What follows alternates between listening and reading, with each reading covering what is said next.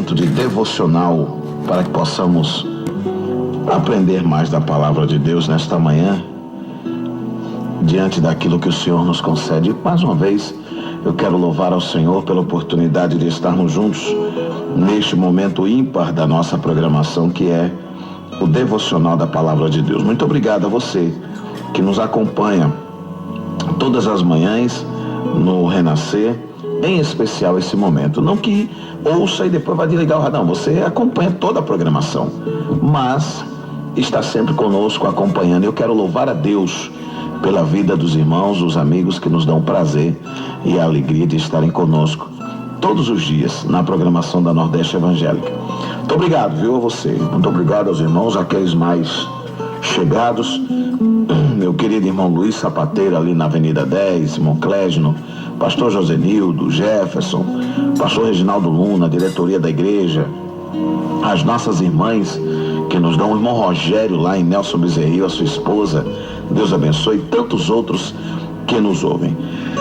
Jeremias capítulo de número 8, versículo de número 13, nos diz assim a palavra do Senhor. Jeremias, atenção, Jeremias capítulo 8, versículo de número 13. Certamente os apanharei, diz o Senhor. Já não há uvas na vide, nem figos na figueira, e a folha caiu. Até aquilo mesmo que lhes dei, lhes irá deles. Amém? Vou repetir. Certamente os apanharei, diz o Senhor. Já não há uvas na vide, nem figos na figueira, e a folha caiu. Até aquilo mesmo que lhes dei, se irá deles. O contexto bíblico desta leitura que nós fizemos dá-se num período de apostasia do povo de Deus. O que é apostatar? Afastar-se, negar, rejeitar. Israel, ele dá as costas para o Deus verdadeiro. É introduzido no meio do povo de Deus os cultos a outros deuses, toda uma religiosidade. Não havia mais uma atenção às coisas verdadeiras. Havia um completo distanciamento do povo diante das coisas espirituais. E, obviamente, o Senhor não estava se agradando daquele comportamento. As pessoas estavam acostumadas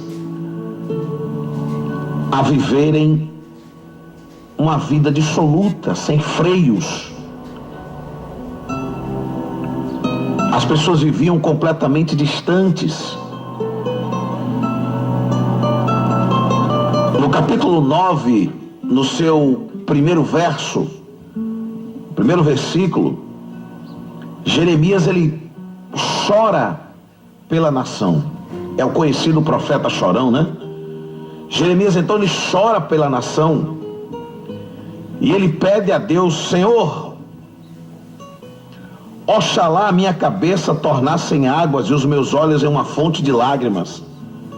Então choraria de dia e de noite os mortos da filha do meu povo, lamentando aquela incredulidade que crescia dia após dia. No verso 3 ele diz que estende a sua língua como se fosse o seu arco para a mentira, fortalecem-se na terra, mas não para a verdade, avançam de malícia em malícia, e a mim não conhecem. O verso 2 fala que Jeremias sente o desejo ele diz: oxalá tivesse no deserto uma estalagem de caminhantes, então deixaria o meu povo e apartaria dele, porque todos eles são adúlteros e um bando de aleivosos. Ou seja, as pessoas estavam vivendo a sua vida totalmente entregues ao pecado, nenhuma atenção mais era voltada ao Deus de Israel. E o próprio Deus, Ele agora traz esta palavra ao seu povo, por Jeremias. Ele diz: certamente os apanharei, diz o Senhor. Infelizmente, queridos, tem pessoas que pensam que podem enganar ao Senhor, enganar a Deus, que as suas atitudes em relação ao compromisso para com Cristo têm a sua permissão. Eu não temo em dizer que tem muita gente que pensa que está de pé quando já caíram faz muito tempo. Pessoas que pensam que as suas atitudes, os seus atos estão agradando a Deus, completamente afastados, desviados do verdadeiro propósito que Deus tem estabelecido para o seu povo. A crise espiritual era tão grande e permeia em nossa geração, em nosso tempo, de forma tão acirrada, que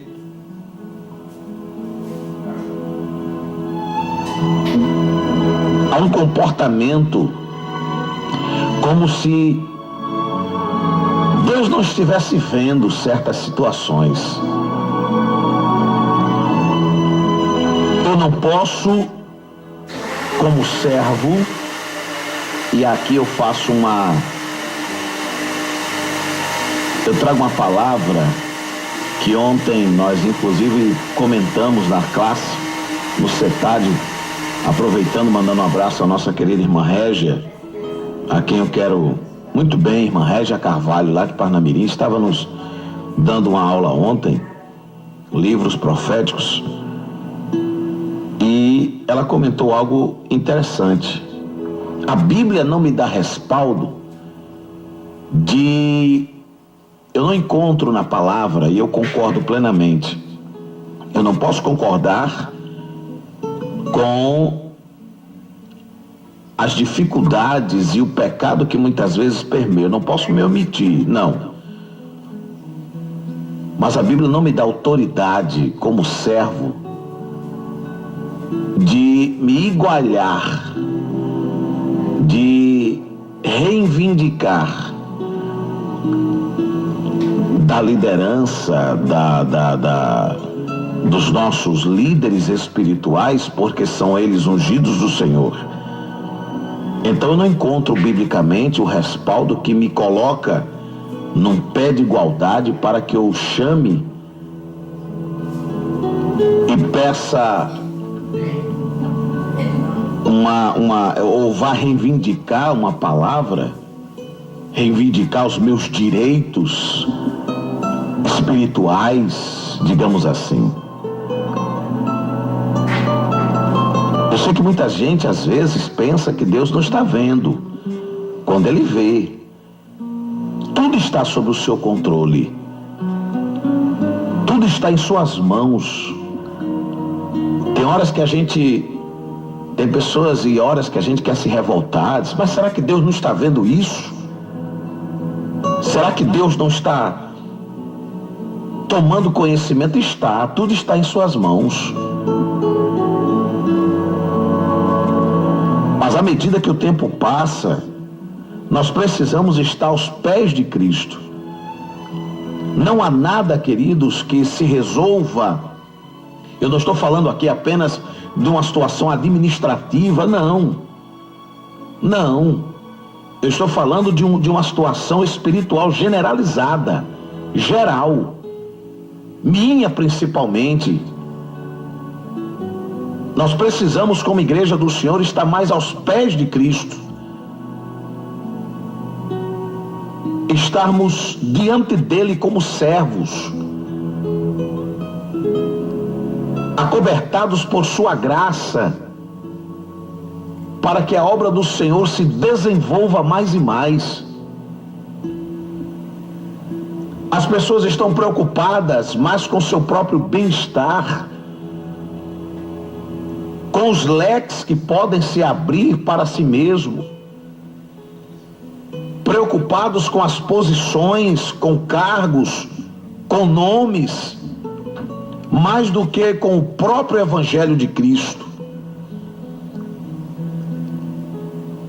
Infelizmente, as nossas ações sociais são mais propagandas do que verdadeiras execuções. A impressão que temos é que, dia após dia, nós falamos muito isso para o ímpio, que quer as bênçãos do sumo pastor, mas não quer o sumo pastor como bênção. E infelizmente tem muita gente na casa do Senhor se comportando assim. Quer as benécias, quer as bênçãos, quer as vitórias. Faço uso das palavras, inclusive, do nosso pastor Jairo Cali, que foi coordenador do nosso setor, quando ele dizia, sempre diz isso, né? Tem muita gente que quer o cargo, mas não quer a esposa do cargo. Numa analogia, numa brincadeira, que seria a carga, né? O camarada quer o cargo, mas a carga ele não chega nem perto, ou seja, não quer levar o peso da responsabilidade. E infelizmente, a situação se repete diante de tudo que estava acontecendo com Israel. E Jeremias pranteia, Jeremias chora, Jeremias sente na pele tal situação. E aqui no verso 13, o próprio Senhor diz: certamente os apanharei. Não vão muito longe aqueles que assim procedem. Aparentemente ele pode ter até uma ascensão, mas está tudo sob o controle de Deus e tudo em suas mãos. Já não há uvas na vide, ou seja, já não há alegria nos seus corações. Já não tem prazer na obra do Senhor, em fazê-la de forma coletiva e voluntária. Muitas vezes, muitas coisas são feitas mediante remunerações, vantagens. O que eu posso ganhar aqui, tal, tá entendendo? Ou seja, já não há mais alegria, prazer em fazer a obra. Nem figos na figueira. O figo ele tem o poder balsâmico, poder de cura, de cicatrização de feridas. Era uma das grandes moedas, inclusive de comércio, de compra e venda, pois trata-se de uma especiaria, de um alimento fino, quando era consumido como um alimento tipo passas, assim, né? Era um alimento rico. Não é um alimento rico. Mas aí ele diz: não há figos na figueira, ou seja, não há expectativa de crescimento, de prosperidade. A gente fala muito da questão da prosperidade material, mas ela está atrelada também, e eu não posso separar isso. Eu não posso olhar apenas para a prosperidade material sem olhar primeiramente para a prosperidade espiritual. Jabes, quando faz a sua oração: Senhor, amplia os meus territórios, faz crescer, me dá oportunidade de conquista, sim. Mas também na oração ele diz que a tua mão seja comigo. Ou seja, que eu não tome nenhuma decisão sem que haja a tua aprovação. Não me permitas crescer de maneira tão grande a ponto de me afastar de ti. Salomão, na sua oração, pede riqueza, mas diz: olha, não me torna rico demais para me esquecer de ti, nem tampouco miserável para que eu venha murmurar. Mas que haja equilíbrio na minha vida. Que haja prosperidade material, sim, mas também que haja o crescimento espiritual, de dádiva, de dedicação, de estar mais e mais na casa do Senhor fazendo a sua obra. Eu não posso me encantar com aquilo que a moeda pode me oferecer, mas os meus olhos precisam ser cheios dos tesouros espirituais, daquilo que Deus vai me permitir espiritualmente usufruir. Já não há uvas na vide, não há figos na figueira. E diz mais, até a folha caiu, pronto, morreu. Qual é a expectativa que você tem numa árvore sem folhas? Qual é a visão futura que você tem em um galho seco? Em uma terra seca e árida? Você olha e diz, acabou, morreu, não tem jeito, não tem de onde tirar. Aí não há mais vida, aí não tem mais como crescer, como frutificar.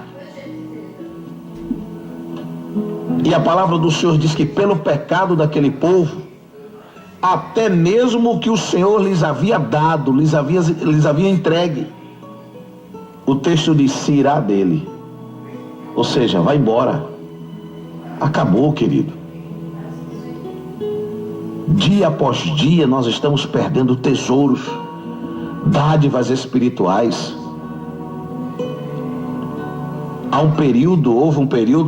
Existe um período das nossas igrejas, dos nossos cultos, de um profundo derramamento pentecostal, espiritual, de uma alegria, quando as pessoas voltam seu coração a buscarem a presença do Senhor, voltam seu coração a estar mais perto. Quando a igreja se dedica, a igreja frutifica, a igreja cresce. Mas quando as nossas visões são desfocadas do reino, e aí vamos à igreja apenas para o benefício próprio e pessoal, aí as coisas não funcionam. Infelizmente a gente chega em algumas reuniões cristãs que quando alguém dá um glória a Deus, parece que todo mundo volta-se para trás, como se aquilo fosse a coisa mais estranha no meio da igreja. Quando o Senhor batiza 1 ou 2 ou 3 com o Espírito Santo, meu Deus, é uma festa.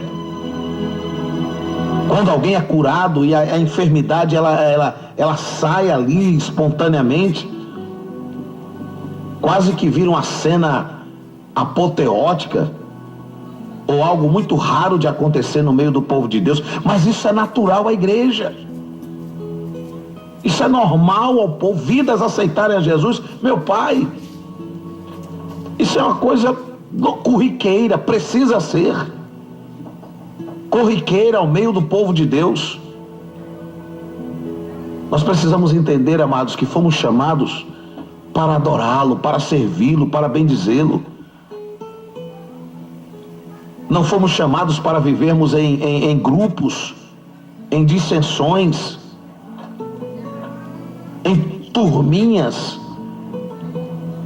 Hierarquicamente e administrativamente, eu posso até departamentalizar determinadas instituições. Ou seja, está aqui o departamento fulano, aqui as irmãs, os obreiros, a mocidade, mas a igreja precisa trabalhar em conjunto. Nós não podemos trabalhar por departamentos. E infelizmente isso permeia o povo de Deus a ponto de alguém classificar. Hoje é culto de quê? Ah não, hoje é culto de criança, eu vou nem lá. Culto de criança, ame. Só brincadeira, pula-pula, gritaria. Não, vou não. Hoje é culto de quê, irmão? Ah, hoje é culto de senhora. Ih, é as mulheres que vão dirigir? Não, vou nada. Irmã fulana não sabe nem cantar direito, nem dirigir. Hoje é culto de quê, irmão? Não, hoje é culto de missões. Vou nada, mano. Aquela carta que tem que ler todo culto, umas bandeiras no meio da igreja, e vai falar dos missionários. O missionário não sabe nem que eu estou aqui. É a visão que as pessoas têm. Ei, eu vou para o culto para adorar o meu Deus. Eu preciso de me alimentar da sua palavra. Carro sem combustível, meu filho, ele vai ficar no meio do caminho. Mas quando eu começo a olhar esses grupos, né? Às vezes alguém até, ei, quem é que vai pregar hoje na igreja? É fulano de tal. Ih, vou nada. Se fosse fulano eu ia. E assim nós vamos vivendo, escolhendo, né? O que vamos fazer. É como se você pegasse um animal faminto e colocasse aqui um bocado de capim verde para ele comer, 2 montes de capim verde para ele comer. Ele fica indeciso olhando para saber o que quer e acaba sem comer nada. De tanto olhar, de tanto escolher, acaba sem usufruir de nada. É por isso, aí eu volto a um texto um pouco mais à frente, quando o apóstolo Paulo escreve na sua carta aos Coríntios, naquele texto da Santa Ceia. Aquele texto da Santa Ceia que a gente lê todo mês, quando o apóstolo Paulo diz: examine-se, pois, o homem a si mesmo, e assim coma deste pão e beba deste cálice. Quando eu olho para mim mesmo, aí o negócio fica mais difícil de avaliar. Aí o texto diz: se julgássemos a nós mesmos, não seríamos julgados com o mundo. É claro, quando você olha para si mesmo, você não vê defeitos, você não vê falhas, está tudo na maior perfeição. Então o julgamento seria o mais positivo possível. Mas quando a gente olha para o outro, aí a gente vê falha, a gente vê defeito, né? Nós vemos as coisas de possíveis correções, mas conosco não. A Bíblia diz: examine-se, pois, o homem a si mesmo, para que possa tomar posse daquilo que o Senhor tem lhe dado. O próprio Senhor estava dizendo àquela nação de Israel, e nos fala nos dias atuais: certamente os apanharei. A estrada daquele que anda enganosamente no meio do povo de Deus, ela é curta. A casa cai, não vai muito longe. Aparentemente pode parecer até que tem uma certa vantagem, mas não tem, querido. Tire isso da sua mente, de querer levar vantagem em tudo, de querer que as luzes se direcionem a você. Quem tem que aparecer é o Senhor, é o reino, é a glória de Deus. E precisamos entender que nós não somos absolutamente nada, tudo passa. O que é hoje não é amanhã. O que há de vir virá e não tardará. Eu não posso me adiantar aquilo que Deus já tem reservado para mim, mas eu vou aguardar o momento de Deus na minha vida. Eu costumo dizer, e aqui eu encerro o nosso devocional nesta manhã, que a melhor hora, o melhor momento da vida humana não é quando ele se apresenta diante dos demais, dizendo que faz, dizendo que pode, dizendo que tem. A melhor fase na vida humana é quando o Senhor o apresenta, diz: pode levar que esse eu garanto. Quando eu me apresento, eu estou me colocando diante das avaliações, dos questionamentos, e alguém pode chegar e dizer: não, é imaturo demais, ou o tempo dele já passou, vamos de um polo a outro. Mas quando o Senhor apresenta, aí, meu amigo, não tem como alguém dizer não, não tem não. É Deus quem está apresentando.